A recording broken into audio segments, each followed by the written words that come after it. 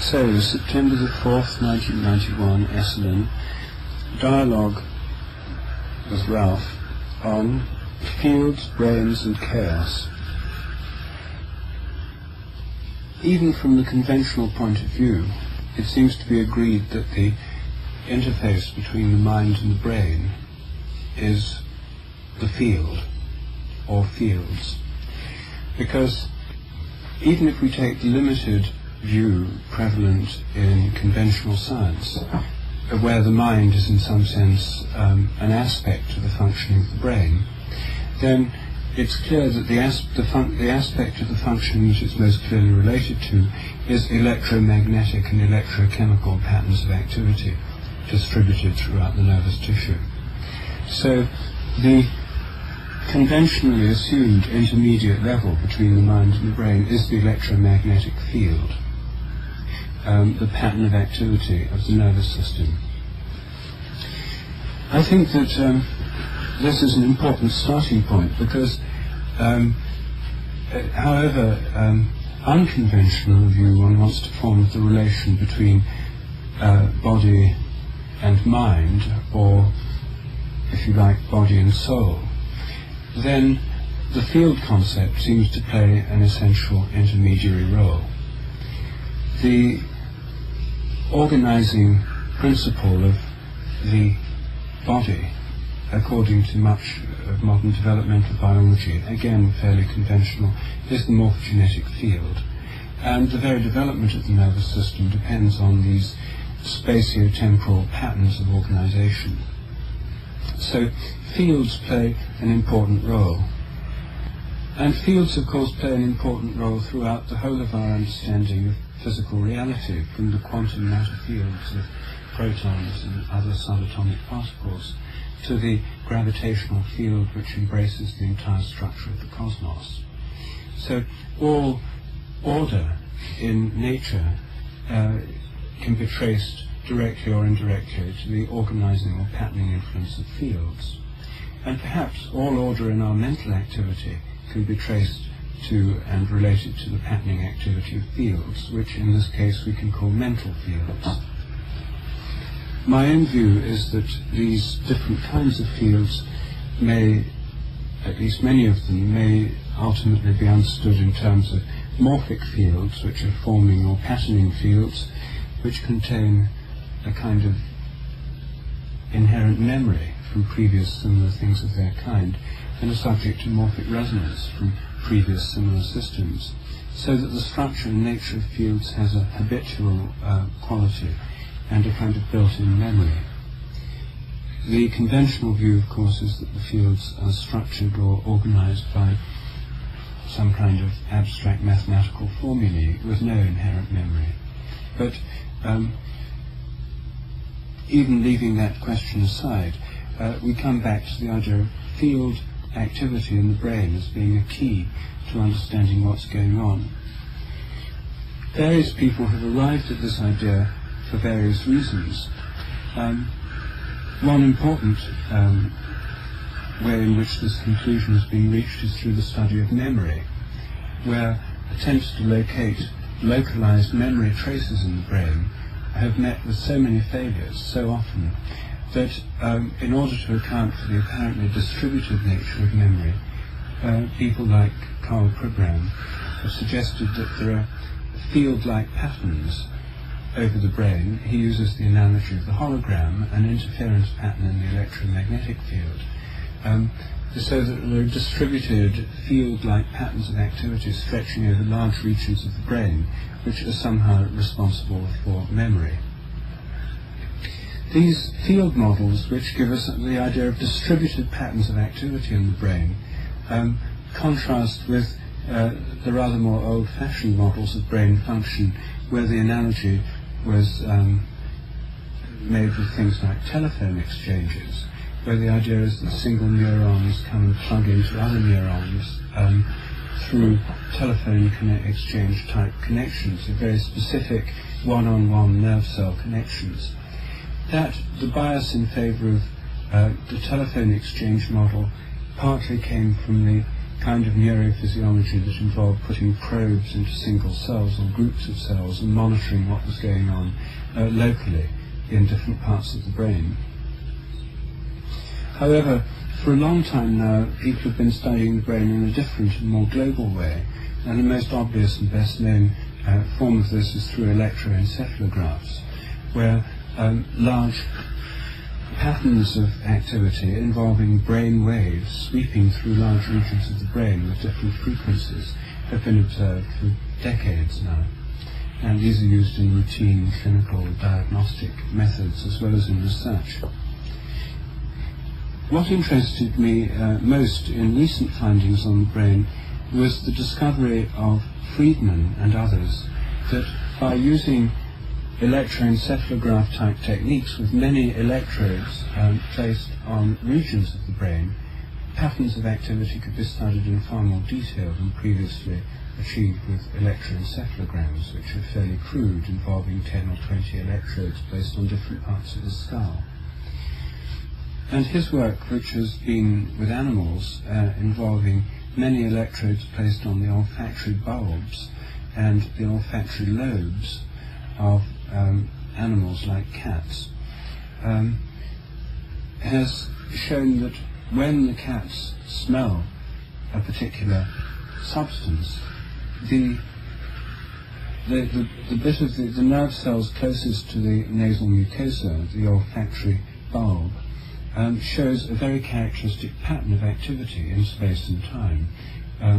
So different parts of the bulb show different intensities, and that this can be mapped using mathematical modelling methods, showing characteristic patterns in space and time, field-like patterns of activity. And then from this, impulses go along to the olfactory lobe of the brain, and there it somehow translates into different patterns of activity which can again be mapped. Different substances which are smelled by the animal give different patterns of activity. And if the cat smells sawdust, for example, and then learns to associate that with food, then you can see a different pattern of activity in the brain as this new association is built up. This has nothing to do with looking at single cell connections. It shows that the whole of this region of the brain is involved in generating a pattern. And when it smells a different substance, the whole of that region is involved in generating a different pattern. So the same nerve cells are involved, or many of the same ones are, but different patterns of activity appear in the overall global structure of this brain region. In Friedman's attempt to model these things, to produce some mathematical model into which all the data that are generated by these electrodes and recording things can be fitted, he's found, as you know, that a helpful way of doing this is in terms of dynamical theory, dynamical modelling, and in particular the finding of chaotic attractors, which can act as models for these particular patterns. Each substance seems to have a different chaotic attractor model that goes with it and seems to fit the data.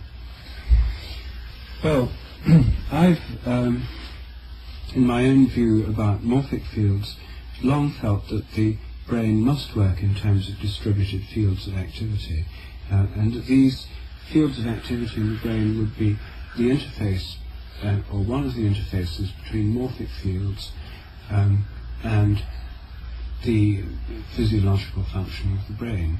And here we have now, in much more detail than ever before, through the work of Friedman and others, field-like models of brain activity, which connect with this interesting kind of mathematics that you're involved with.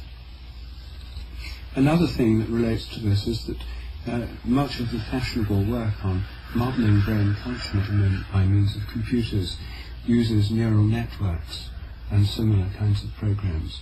And these again can be seen as kind of distributed fields, where you have large numbers of networks. You have what can be mapped as rather like a Waddington epigenetic landscape with creodes and valleys and so on developing over large regions of these networks. And so you have effectively distributed field-like models. Neural networks are rather crude. Most of them are done with not with genuinely parallel neuron type units, but rather in standard computers using sequential processes rather than simultaneous parallel ones. But with the advent of multiply parallel computers, presumably much more realistic distributed field-like models of brain activity could be made. So here again is another approach within conventional science where it's converging on this distributed field-like model of brain function, where it's not that in the old model some nerve cells, one would be a smell cell for sawdust and it would link up with some kind of salivation cell for salivation if there'd been an association with eating cat food.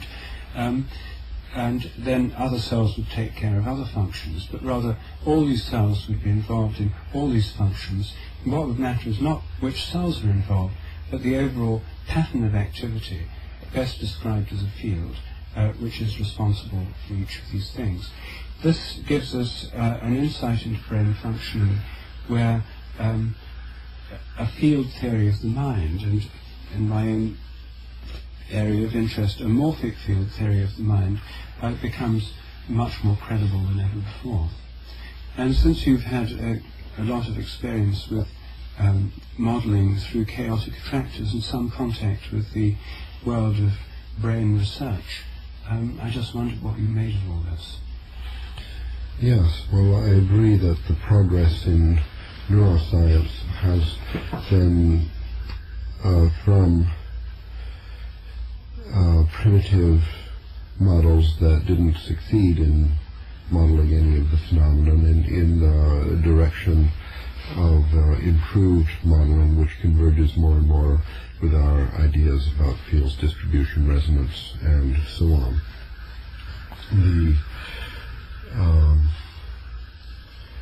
In Friedman's research, for example, his improved understanding of the olfactory process was enabled by a massively parallel electrode. So since he was able to observe the field, local field, as it were, in electromagnetic activity spread out over the bulb, then he was able to model that and make a cognitive model and even a mathematical model which can actually smell. So this is a terrific advance for neuroscience.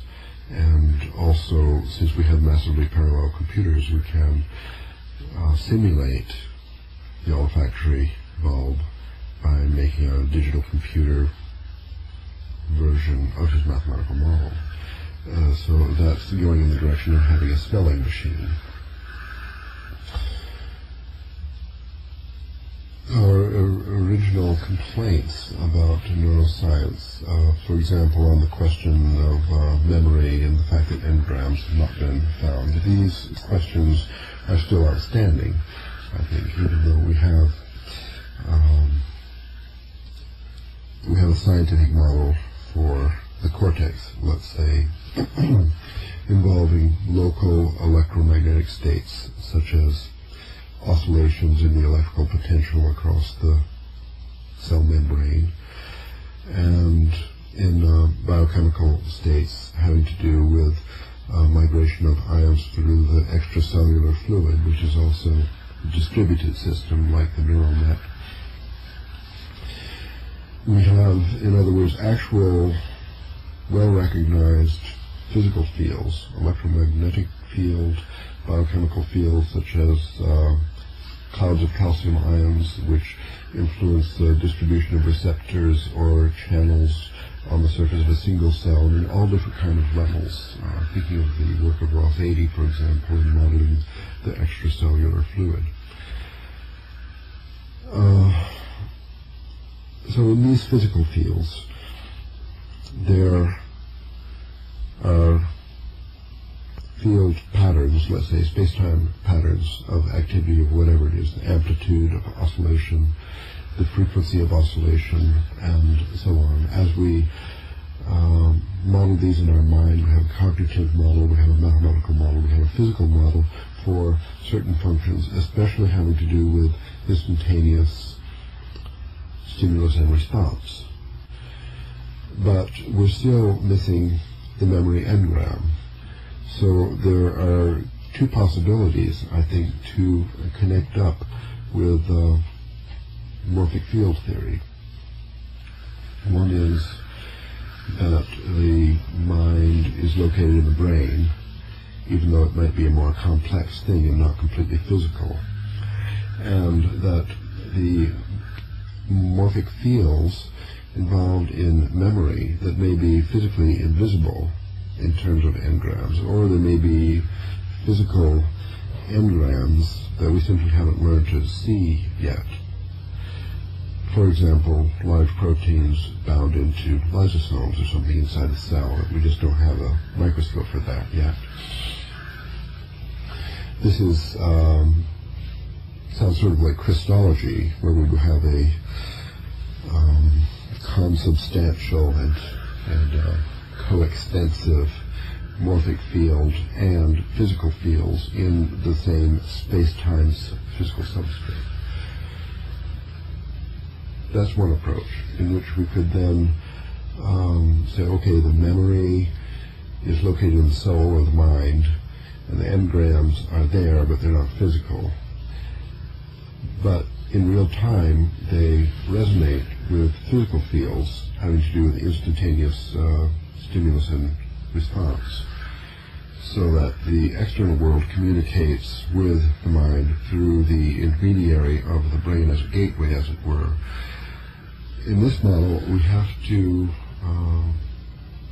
I think, to satisfy people that this is a model for how the mind works, we would have to propose a mechanism for the resonance of a non-physical space-time pattern in the morphic field, or the mind, the consubstantial soul, and the physical field.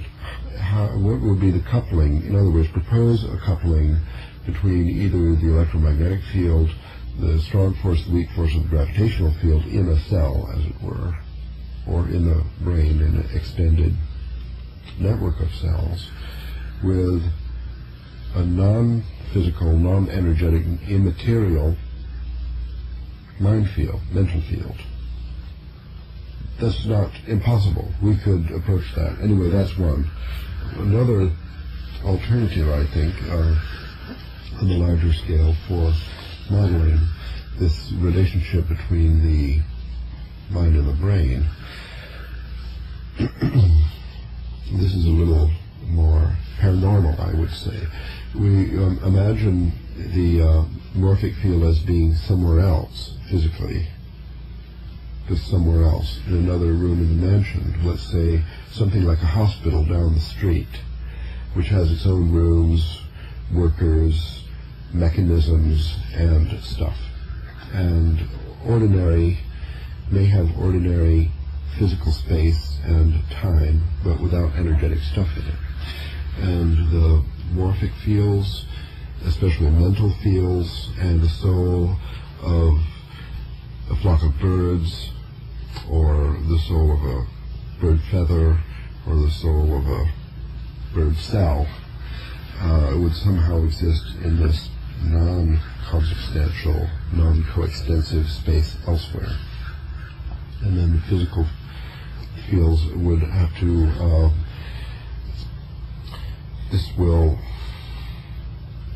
the idea of the second alternative is to obviate the necessity of an actual coupling between any physical field and the mental field. Nevertheless, they end up having similar behavior. So let's take a cell, for example. The soul of the cell would function something like the balloon with the speech in it in a comic strip. It is connected to, it sticks out and goes into this other space, and it's purely mental or morphic. And it goes into the hospital and says, I have to do something now, like neurogenesis, or I have to learn how to deal with an incoming protein being attached to a receptor. So it goes to the hospital, look up in the filing cabinet called fields of cells for the morphic fields for the right cell, get the right plan, as it were. But now these are two things that are just mental, and then they go into a receptacle called the res cavity or something, and there they get it out and they do it. They resonate, which is a mathematical function of a non-material substance sharing a space-time pattern that we can mathematically model. And then this is for people who really believe in souls. Then the cell has this information in a part of it, which is a real part, which is the mental part, and the conformity of the physical fields on the same scale with this mental pattern, which is now in the soul, takes place through a mechanical function, which we don't know, but we don't have to model with a resonance concept. As when I speak a word, then you receive the meaning of that word, and we don't know any physical mechanism comparable. No, we don't. Well, here's a totally mysterious phenomenon. I speak a word and you understand it. Now, if I emit a pheromone and you understand that, then we have a physical mechanism, thanks to Walter Freeman for that. But if I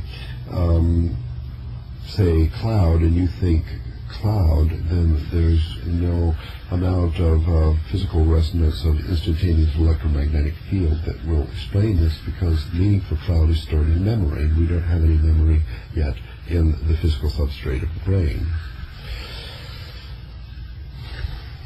So there's a couple of models, and now just to finally connect with chaos, chaotic attractors, and so on.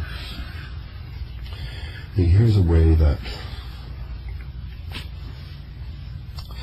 well, a subtle field, a mental field, could communicate with a physical substrate of the cell through acceptable mechanisms.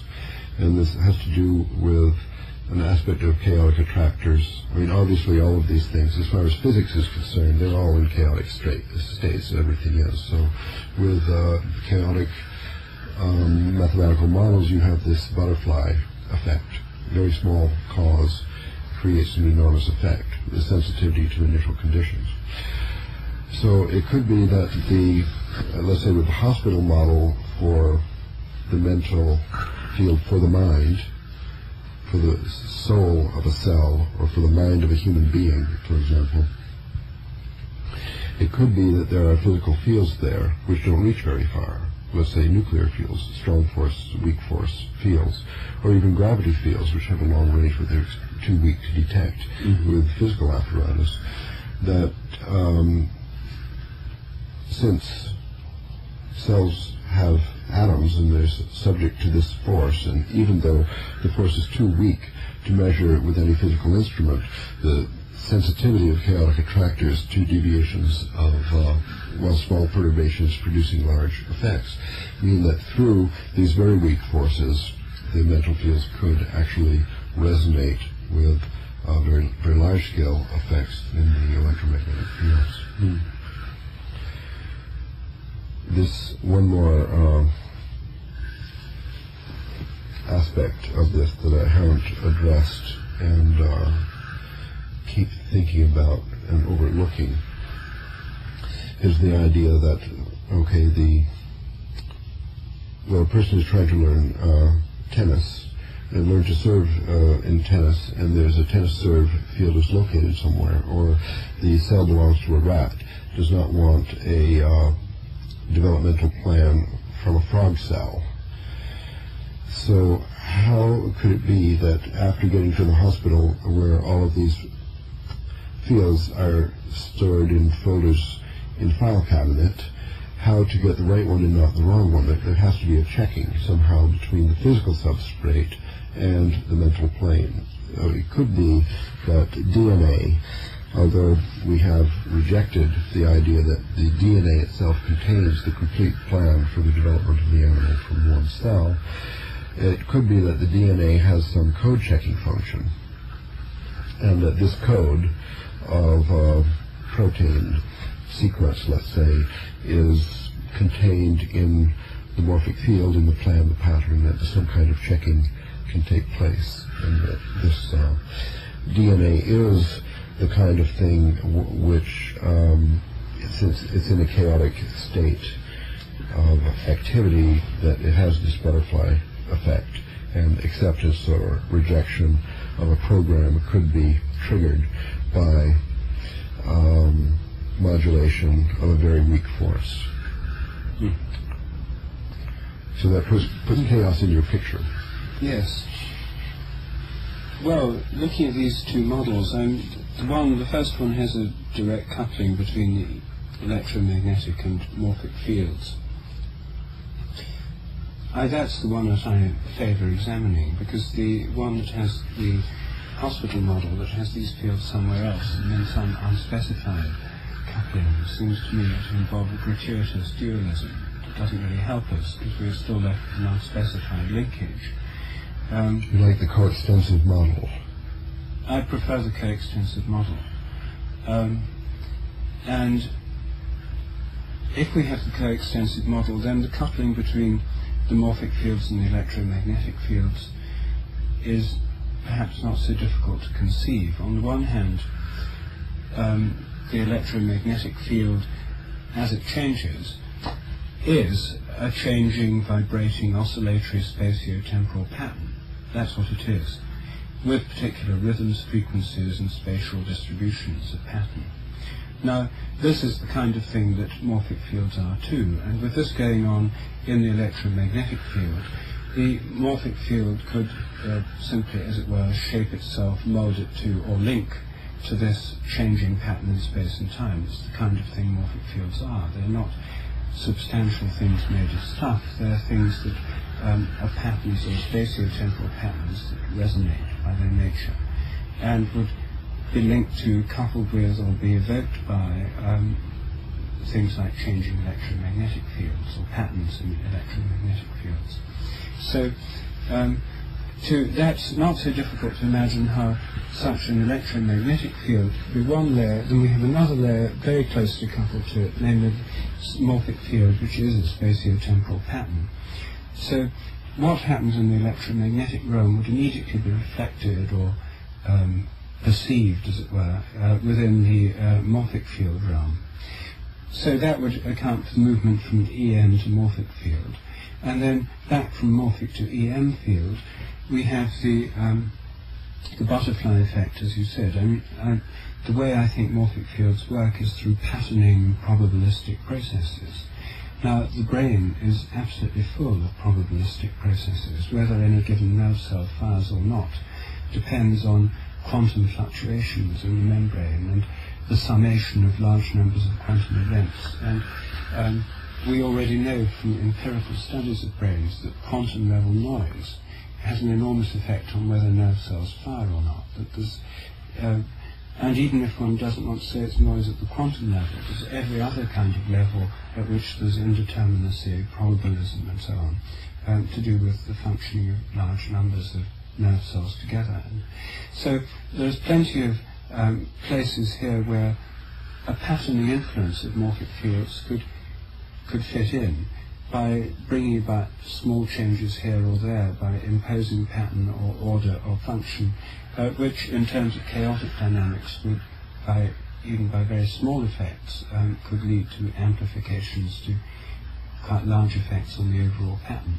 So it's not too difficult to conceive, I think, how on the coextensive model it could be a coupling between morphic fields and electromagnetic fields, and also an ability of morphic fields to influence the pattern that's going on in the brain, so that the morphic field, influenced by resonance from other similar systems, bringing memory to bear on what's happening, can then actually get a hold on what happens in the brain and influence what goes on. This would be the route through which memory comes in and influences experience, perception, recognition, and be the basis of learning. Yes. Well, I know it seems that this hospital model is unnecessarily complicated, but I thought this up because I have a problem with the coextension model. And it's all right to think of my thinking cap, and my memory is contained in a thinking cap that fits closely around my head, and I walk around with it. But now, when you speak of memory being recalled from the memory of similar systems, or the species mind, or something like that, then we have to have a way of getting the memory from one thinking cap to another. Or even if I leave my car at the airport and I remember it's parked in spot D3, see, then the D3 is stored in my thinking cap and carried around. But memory extends over time. That's what memory is, and these systems are all moving around. So how can I get a racial memory or species memory, or learn something from a similar system, or the fact that other people have already learned this poem or learned this language and so on? How is that state, experience, history, memory of some other thinking cap going to get to mine? These are strongly coupled through resonance that is independent of distance.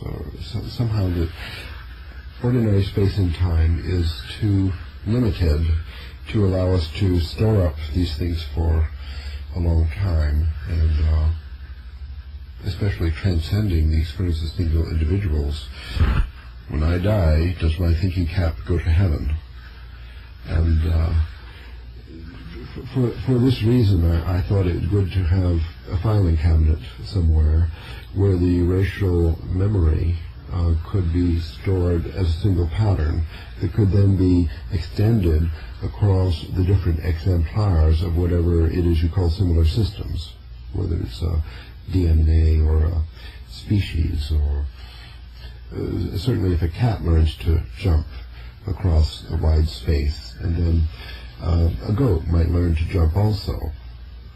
So if there's, we need a hierarchical structure in the Akash, the memory of the whole world, so that there can be resonance between these different categories. The individual memory living coextensive with the actual individual somehow doesn't quite do it. Well, this is the advantage of non-spatial, non-local resonance, you see, because if a cat's confronted by a particular kind of puzzle, it's in some box with a peculiar latch it's got to open to get some food, to take these kinds of systems used in experimental cat psychology laboratories. Then another cat put in the same box or a similar box with the same kind of puzzle, confronted with the same sensory stimuli, setting up the same kinds of patterns in the brain by low-level perceptual fields of activity, comes into resonance with the previous cat exposed to this very similar set of stimuli. Only the previous cat has actually carried out a further step, a synthesis where it's figured out how to do this, and it's learned to do it so that every time it's presented with the puzzle, immediately the field of activity in the brain that leads to the successful opening of the catch is there. A new cat exposed to the same puzzle, resonating with the first cat on the basis of similarity of stimuli, will also resonate with this pattern or field of activity that leads to the solution and learn the same thing quicker. Now, you don't have to have a filing cabinet somewhere else from the point of view of morphic resonance. All you need to have is a system where similar systems resonate non-locally in space and time. It doesn't have to be, this resonance isn't going on unless there are similar things in a similar situation. It's not happening. But X hypothesized moves across time from the past. And if many cats have this is the clue, moves across time from the past. Yes. So that very concept, I think, transcends this thinking cap or coextension model, at least coextension in space and time, doesn't add up. You have to think of an entire trajectory in space-time. This thinking cap is moving through space and time, making a space-time pattern itself. And then in this bigger picture, you could imagine a non-local resonance between this cap now and this other cap 3 years ago. Yes. See, you have to have, it's beyond Bell's theorem. Yes. Is it not? Because it has to be across time. That's the advantage of the hospital model. The filing cabinet is beyond time. These would just sit there throughout time. Well, the thing is that I'm not sure that these theories would actually be distinguishable by experiment. You see, no, they're different ways of thinking about the same thing, I guess. Now, let me put another way of thinking about it in terms of an established framework, which is the Bohm implicate order model. You're familiar with Bohm's implicate order model. His idea that the world that exists in space and time that we actually experience, the phenomenal world, is explicated from an implicate order which is somehow beyond space and time. That's the hospital. That's the hospital. Except in Bohm's model, what happens in the hospital is influenced by what happens in the explicate world. So the hospital doesn't just have an exit where influences go out. It has an entrance where influences go in. So the contents of these files in the file cabinet are memories that have come in from the explicate order. Yes. From ordinary space-time reality. That's right. So the thing is that as far as looking at the interaction locally inside a brain, what you see is that there are electromagnetic patterns. If it's established by experiments that cats really can learn what other cats have learned somewhere else, morphic resonance becomes an empirical fact, or something like it does. You can call it different names, but some non-local influence would become an empirical fact. Yes. So non-local in space and non-local in time. Yes. Which is another way of saying an implicate order, I guess. Yes, except that in order to it's not totally non-local in time in the sense that it works from the past but not from the future. And some people assume that if you say it's not dependent on normal temporal separation, then the difference between past and future is of no relevance. That's not what I'm saying. You realize that this is an exact isomorph of Christology. Christology? Yes, the different views of the Trinity as to whether the Father, the Son, and the Holy Spirit are three aspects of one thing or three different things. The arguments of Athanasius and Arius and so on exactly amount to this. We're talking about minds instead of God, but basically this is the same problem. You end up with a space-time realm and a timeless realm, and the Son lives in the space-time realm and the Father lives in the timeless realm, and calling it implicate order, explicate order, or if you speak of space and time, non-local, Bell's theorem type resonance producing identical state, and so on. These are different languages, I think, describing the same paradox.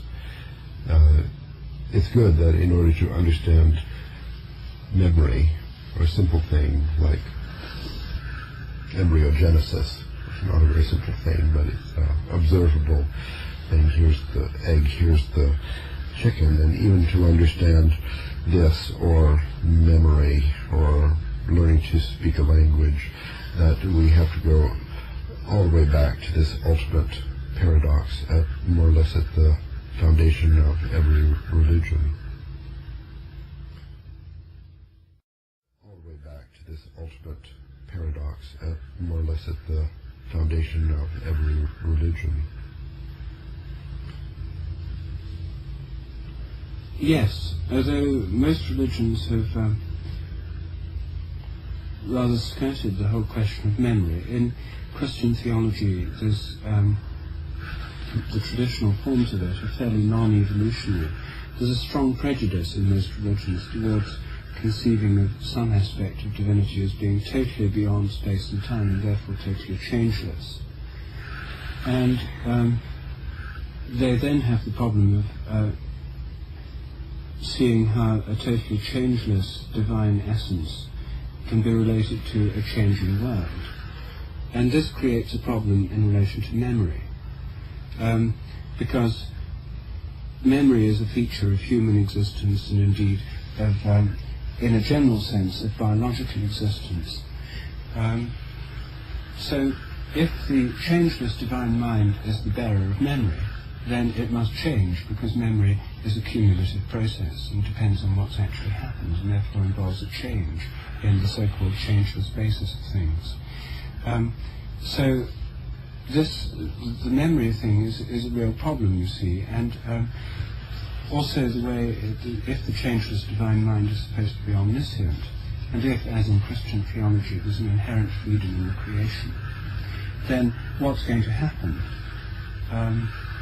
is, in a sense, open before it's actually happened. And therefore, if there's a true freedom or a true evolution, one would expect the divine mind to be accumulating information about what's actually happened as it goes on, and therefore have some cumulative process going on within it. And it seems to me a kind of cheat to say, well, it's actually the entire past and future are equally known to such a divine mind, and therefore it doesn't really change in time, but there is freedom inherent in creation. At the very least, such a divine mind which knew all past, present and future would need to know when it is now in order to come into an appropriate relationship with what's happening in the history of the cosmos. A total knowledge of past and future would still require some moving point, a clock, or some observational process that links it to the movement of time, of process in nature. So what I don't like about hospital models that are completely independent of space and time is that they don't account for this cumulative process, which is the characteristic. Well, I think we can allow that in the file cabinet, that the files are growing and they remember everything from the past, and they sort it and file it correctly in the right folder depending on the DNA or whatever code identifying the species or the whatever type means when you say systems of a similar type. And this adds to the usual, the older religious concepts of divinity, the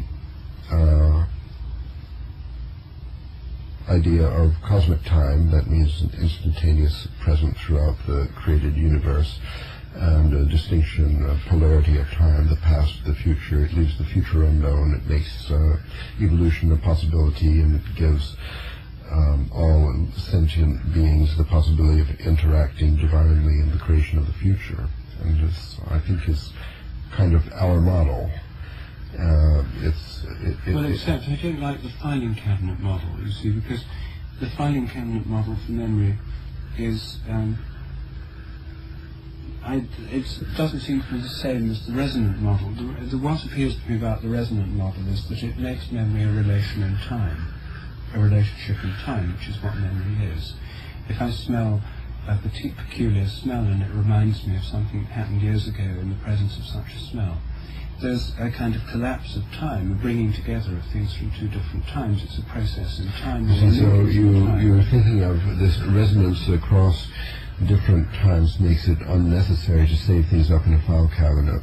Yes, so I mean, it just seems superfluous. Expensive computer space and so on. Yes, it just seems superfluous. Because this question in the present will just look into the past for the answer. Well, it won't even need to look, because resonance is an automatic process. Doesn't it even dispose of memory as a concept?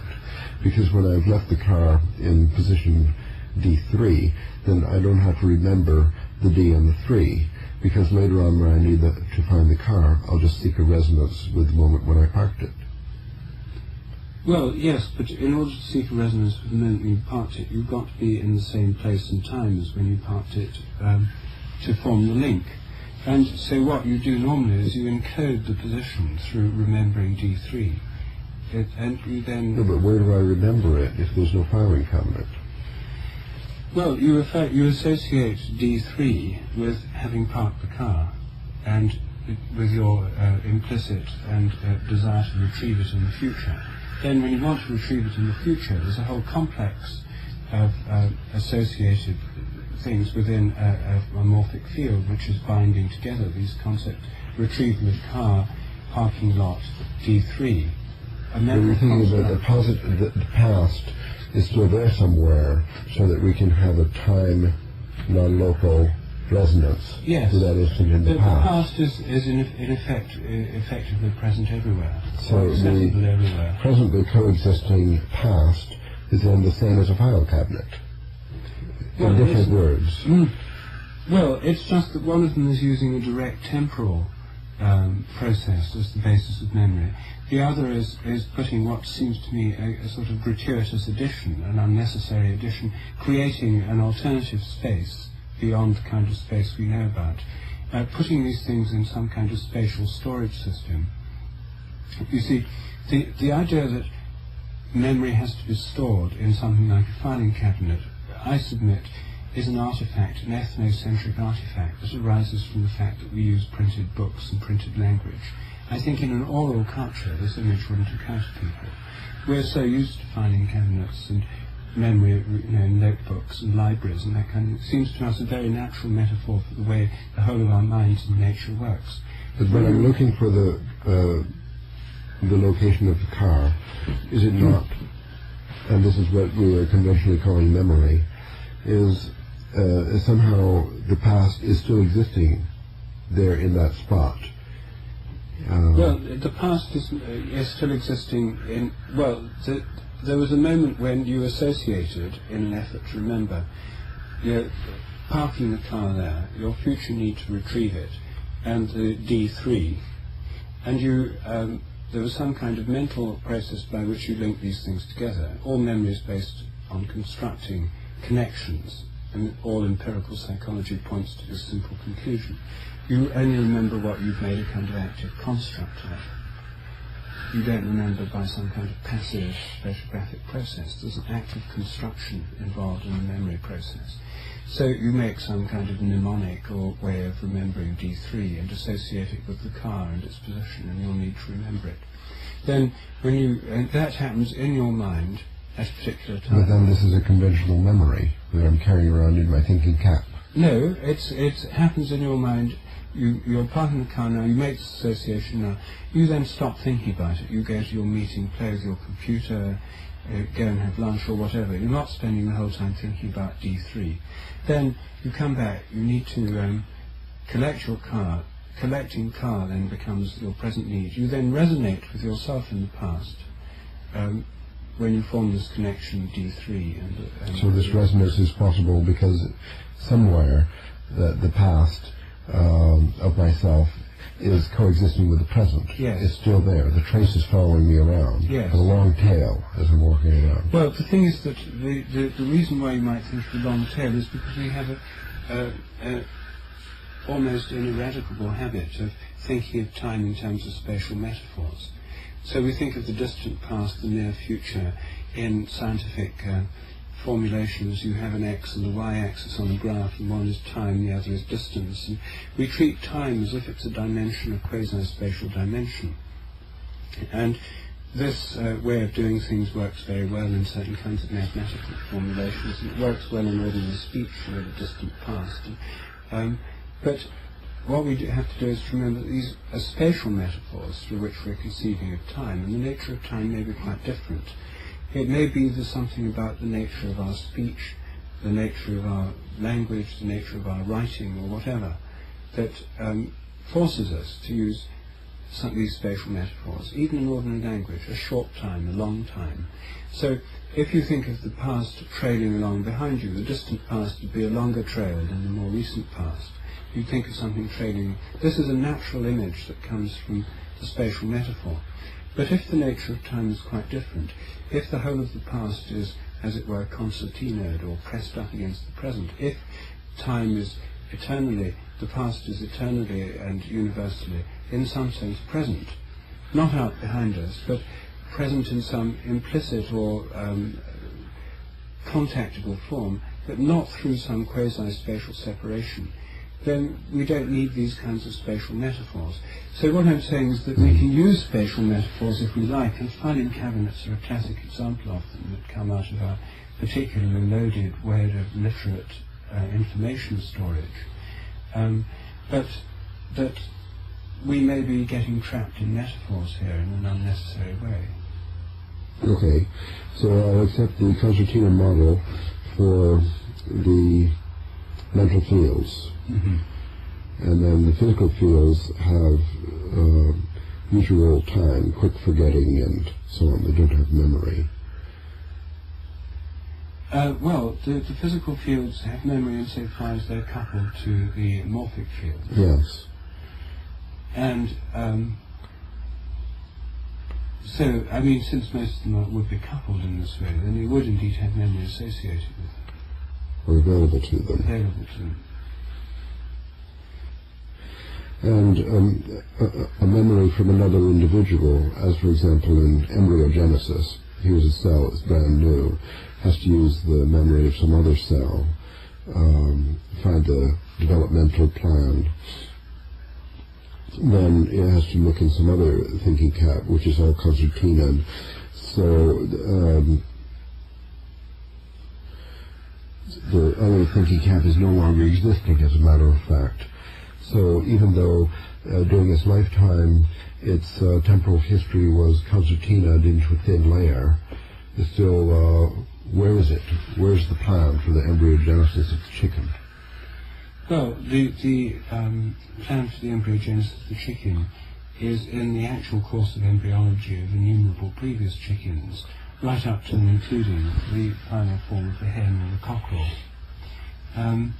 There have been countless past exemplars, and the reason the chicken's egg enters into morphic resonance with these is because, not so much because the DNA itself is the checking or resonating device, although it may play some part in it, but the chicken's egg is already a going concern made of chicken proteins, chicken membranes, chicken structure that's come out of a chicken's body. It's in fact already a chicken cell. Yes. And this chicken cell is in resonance with chicken fields because of its particular structure, proteins, disposition, history, nature, and so on. And that's why. So they do have memories. Every part of the system already has a long existing memory concertina onto its back. Yes. Because precisely because chickens come from eggs and eggs come from chickens, in biological development you never start with a tabula rasa. The egg cell isn't a tabula rasa, it's a cell produced by a mother hen containing chicken DNA, chicken proteins, chicken cellular structure. They're derived from an unbroken succession of living chicken cells going back millions of years.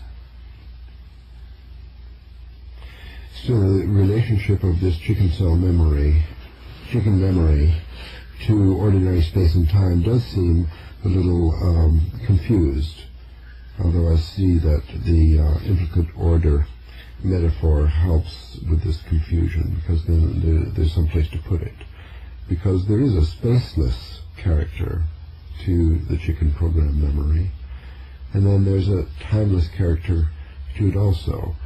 So yes, it has not ordinary space nor ordinary time, with or without the concertina effect. It's almost like it is somewhere else, for example, in the intricate order, or in other words, in the hospital. Well, the trouble with saying that it's somewhere else in the intricate order or the hospital is that if we're saying the nature of the intricate order is not to have ordinary space or time, then to conceive of it as being like a hospital or having a filing cabinet in it is to introduce a confusion into the metaphor, because we're then using something derived from ordinary space and time concepts to define something which by definition is not ordinary space or time. So it's an inappropriate use of metaphor, that's all. So we can do without that if we accept vital field with temporal and spatial extended or compressed memory is always attached to it that has to do with the life of the thing. For example, a quartz crystal carries with it on its back the timeless and spaceless memory of crystal quartz. Yes, from countless previous crystals. You see, the similarity process means that you automatically have a tuning into many similar previous instances, like the chicken's egg is not on the basis of similarity going to tune in just into one particular chicken in the past, it'll tune into millions, billions of them. That there'll be an automatic convergence of influence from countless previous chickens, all brought to bear, and then, through being brought to bear, subject to a kind of automatic averaging process. So the kind of habit memory that comes about through many instances being brought to bear on one now is something we know from our own experience, because when you get in a car and start to drive it, you resonate with the thousands of times you've driven cars before. You can't individually remember any of these times, or hardly any of them, and yet all of them are playing some part in this. And it's precisely because there are so many being brought to bear on this single space-time moment now, when you get in and switch on your car, that it's, in a sense, unconscious. The habit is unconscious because you can't consciously recall any of the previous instances, because they're all blended, fused, merged, dissolved together to give a kind of average form, which we'd call in this case experience. But it would although based on memory, would no longer have conscious, specific, recallable memories associated with it. Now, the memory of how to go through embryology, or how the instincts of the spider spinning its web, or of the bird building its nest, these kinds of instincts have the same kind of unconscious memory or habit quality to them, precisely because so many are converging, so many different memories are resonating and converging, and in the process producing a kind of average form.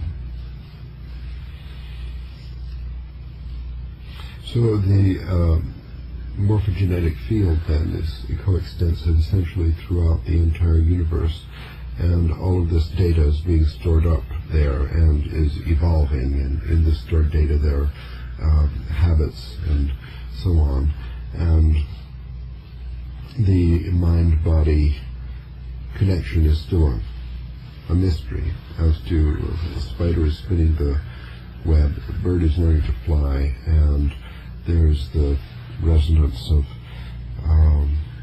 fields, and habits are brought to bear. The final communication between the mental field and the physical fields necessary to move the muscles and speak, spin, and so on. This is still an open question that we have agreed that the mental field is a space-time pattern and the physical field is a space-time pattern, and they're similar patterns, and one is evoked in similarity to the other by resonance, and we have mathematical models for that.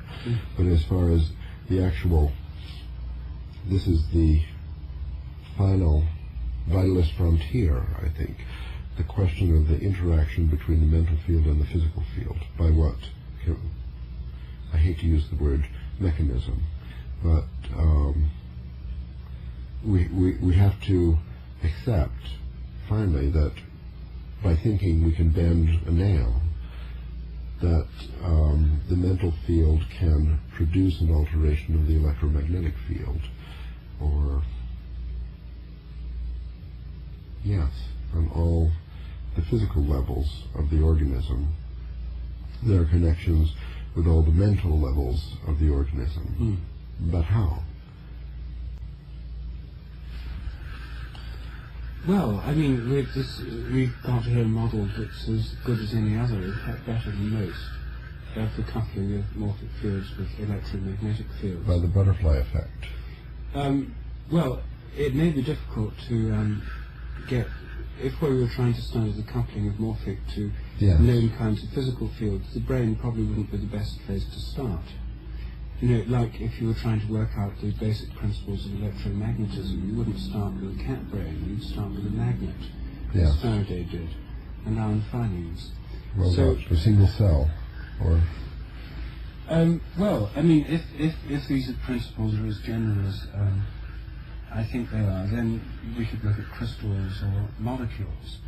to look at the coupling of morphic fields, physical fields at the crystalline or the molecular level, starting with new compounds and looking at morphic resonance effects on crystallization or on the stability of crystals as measured through their melting points. So we've arrived at the ultimate frontier for the new science. People must address this problem, whether grassroots or big grant, big laboratory science, and do experiments to uncover the nature of this frontier, namely the possibility of the mental influence of physical fields. Well, you see, it seems to me that the way to approach this is if one can show that cats learn things quicker after other cats have learned the same thing somewhere else. This is the type of morphic resonance experiment I'm proposing, and the type which is actually being done. Then, if this can be established as an empirical fact, then there's going to be some kind of coupling, a non-local coupling between what happens in one cat and what happens in another. Now, straightforward electromagnetic field theory can't handle that kind of effect, which is why a lot of people wouldn't want to take it seriously. But say it could be established, then there'd have to be some non-local effect from one to the other. Now, the only ways of dealing with this would be, firstly, to say, well, it's not a morphic field, it's just the regular electromagnetic field, but it's got non-local properties we previously never considered. So this would involve an enormous extension of electromagnetic theory to add on previously inconceivable non-local attributes and memory processes to regular electromagnetic fields. That's one thing. This is a possibility. Yes, it's a possibility. In the long run. Yes, it's a possibility. The second approach is to say, well, in addition to the electromagnetic fields, the morphic fields coupled to them, and they're the ones that do this connecting at a distance through morphic resonance. Then there's the third approach, or hospital approach, to say, in addition to the electromagnetic and the morphic fields immediately coupled to them and coextensive with them, there's a third realm beyond all these, called the hospital or the other dimension or the implicate order or whatever. And that's where the actual linkage is occurring. These are different models.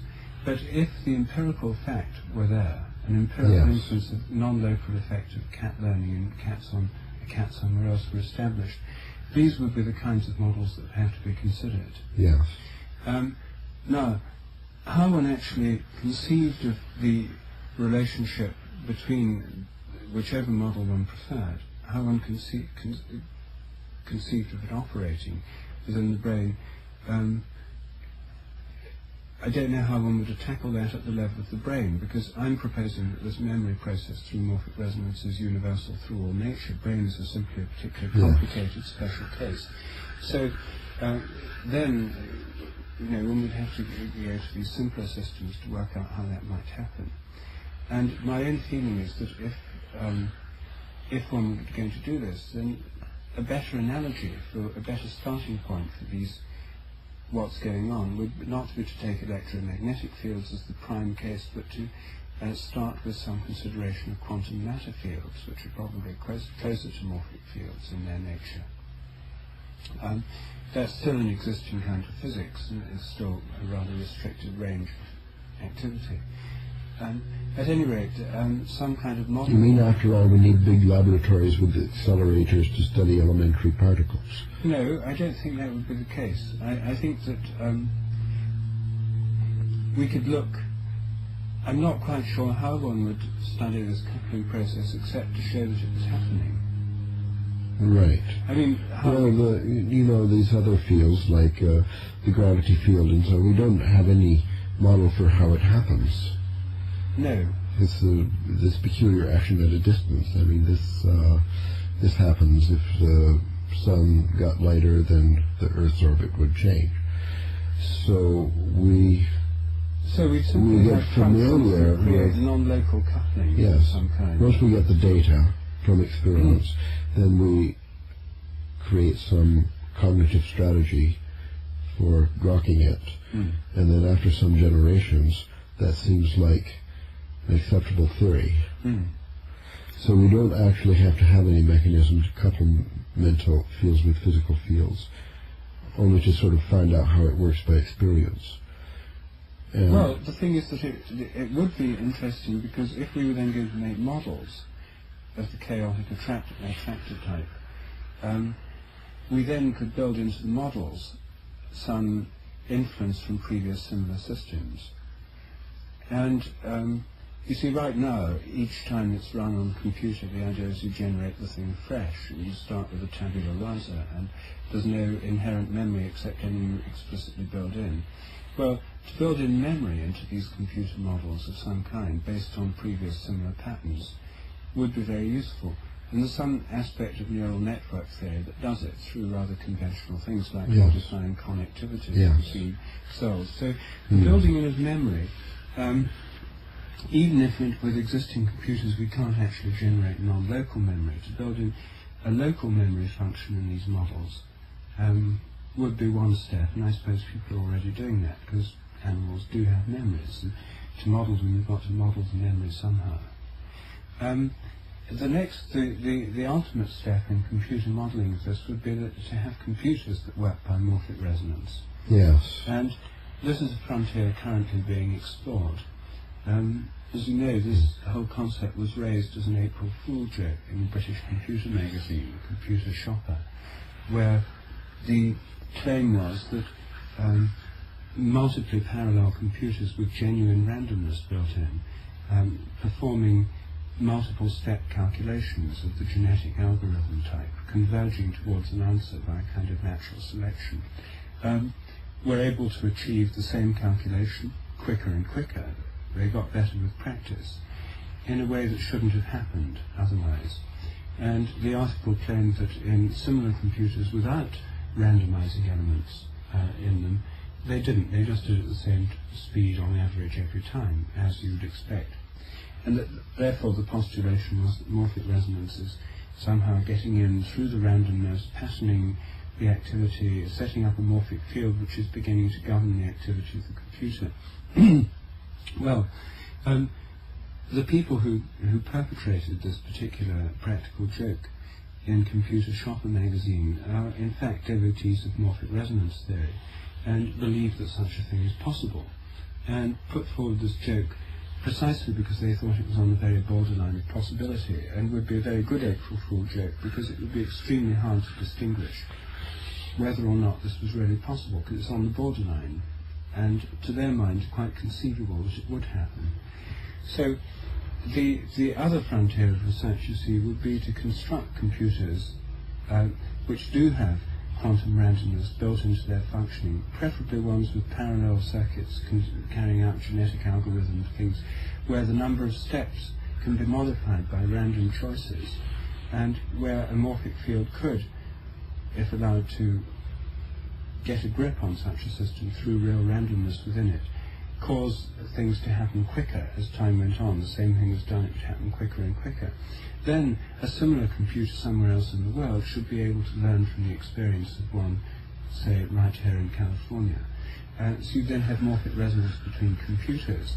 Then you'd have the basis, of course, for information transfer without satellites, telephone wires, or any of the clumsy and expensive paraphernalia of modern telecommunications. Yes. You have virtually free information transfer, and by having networks of these computers around the world linked by morphic resonance, you'd have cumulative memory storage on a global basis. Here would be an entirely new kind of computer technology which will provide very good ways of modelling how brains work and memory systems work, not by clumsily feeding in some kind of digital, hard-wired memory storage system, or some things that involve flipping plus, minus, on-off things within the circuitry somehow, solid-state memory, but depend on a genuine cumulative morphic memory process. Such computers, if they could be constructed, would provide us with a real way of modelling chaotic attractor type systems in brains, a real way of modelling cumulative memory processes, not so much in some kind of digital transform, but by a kind of analog process of what may well be going on in animal species themselves. Yes. This would indeed be a new frontier, and instead of trying to transfer morphic resonance processes into computers which don't work by morphic resonance.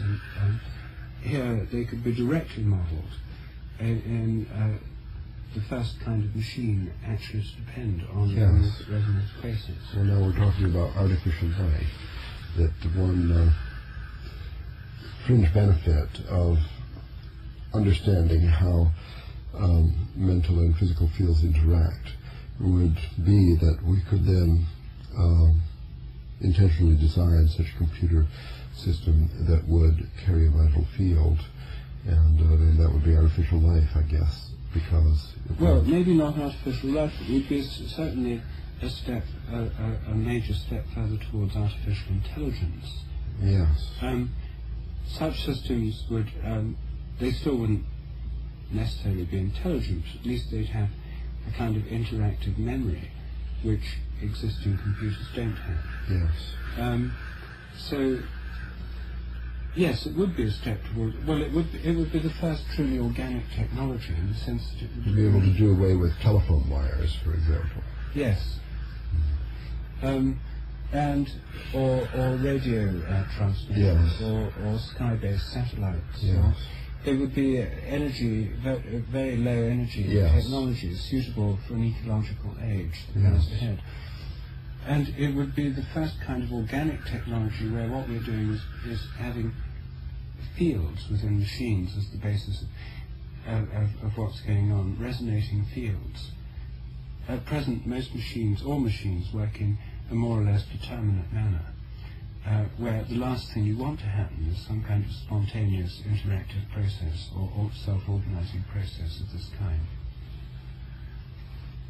So this would be a totally new kind of technology, yes. a morphic technology. Well, we have a ways to go. I think that the most optimistic thing is that you have suggested these experiments, and experiments have done, and there are results, so that this frontier of science has to some extent been accepted by science, and therefore there's motion along it, and we have the expectation after some time to gain data, to make models, to gain understanding, and so on. But it does offhand look like a long program before we would have this vital form of artificial intelligence. It not be so long. This computer thing is the kind of thing which amateurs could do. I mean, the reverse Zener diode, which could be used to provide the source of quantum randomness, costs about $5. And we're talking here of experiments which could be done by amateur enthusiasts as part of grassroots science. Absolutely. Yes, grassroots computer science. Yes. Yes. So it may not be that far ahead. In fact, progress in this area could conceivably be more rapid than the vast number crunching endeavours which are at present being applied to these problems of modelling of brain function.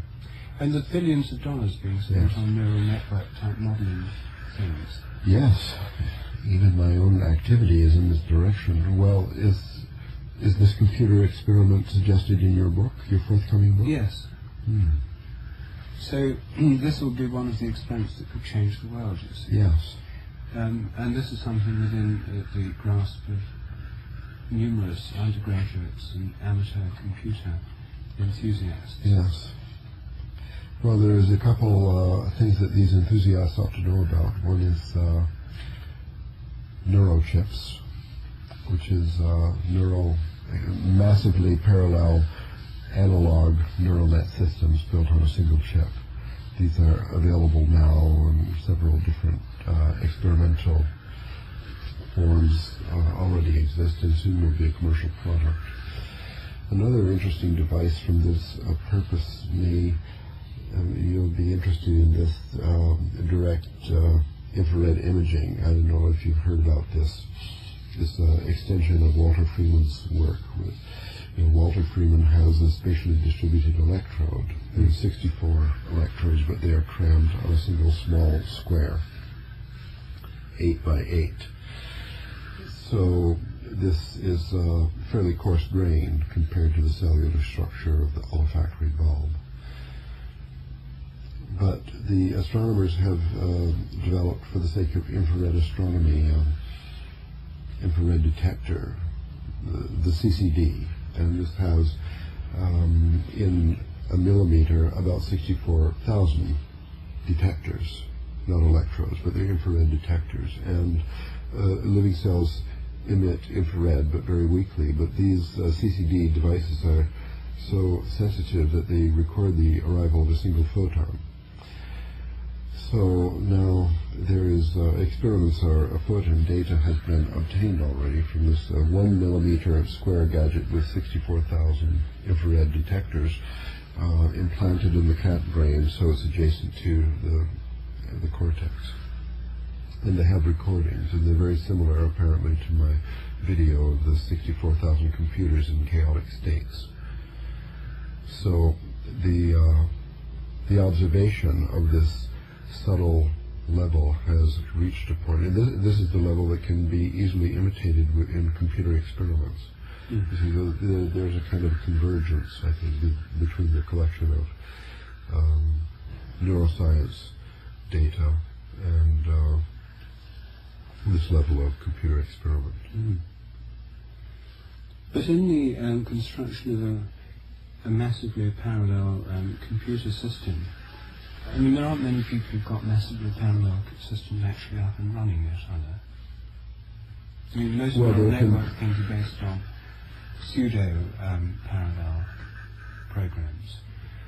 Well, there are these neural chips, which the early ones had some couple hundred, I guess, artificial neurons.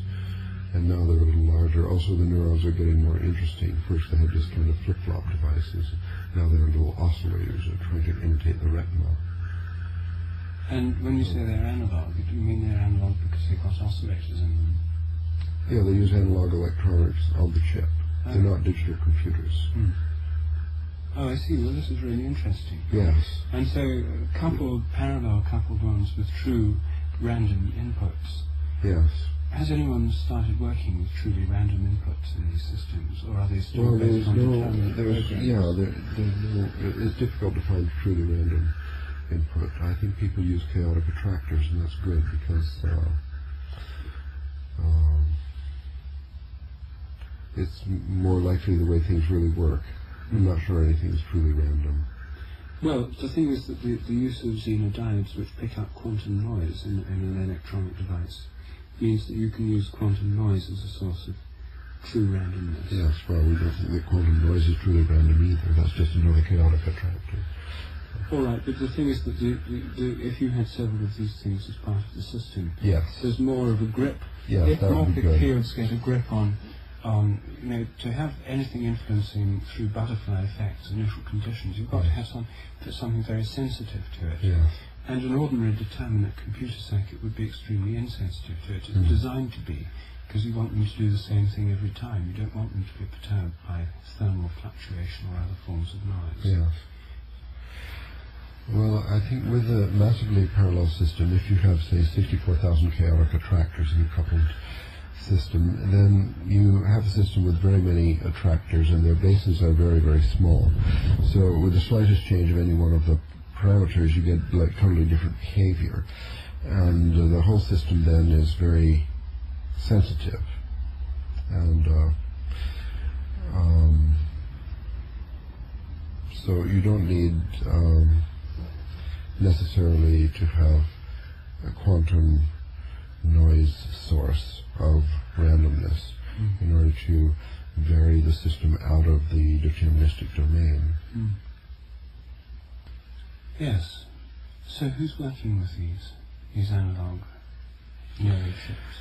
Well, there's a few groups. There's a commercial one available, I think, from Texas Instruments, TI. There's this fellow Hopfield at Caltech. He was, I think, the first one to make these neural net on a chip with analog elements, and they have kind of electrical engineering lab where they can make chips, experimental chips, custom chips, and so on. There's a group in Berkeley, Leon Chua, that are working with oscillators, so he has maybe 64 analog oscillators on a single chip. So it's becoming accessible for which, I mean, they're very sophisticated amateurs in computer science, and they're able to make custom chips in the basement and so on. It's doable. I see. So then this experiment that I'm proposing of trying to find out if morphic resonance can happen in computers, do you think this would be one of the best ways to go, or do you think we should start with something much simpler? No, this looks simple enough. This would be good. You just have a small system with one of these chips that could be made for $100 or something, and on a board which is then put in a personal computer, so that that makes it kind of an analog system. And you can program the computer to carry out an experiment that might take quite a long time and record all the results, and then communicate them in clubs of grassroots computer science groups. And they're all connected to bulletin boards and networks and so on, can share the information. I think this would be a very exciting frontier. Yes, it's a good idea. It's doable. Now is the time when it's become doable for the first time. Well, cool. Well, you've probably covered enough. Yes, I hope our tape is still running.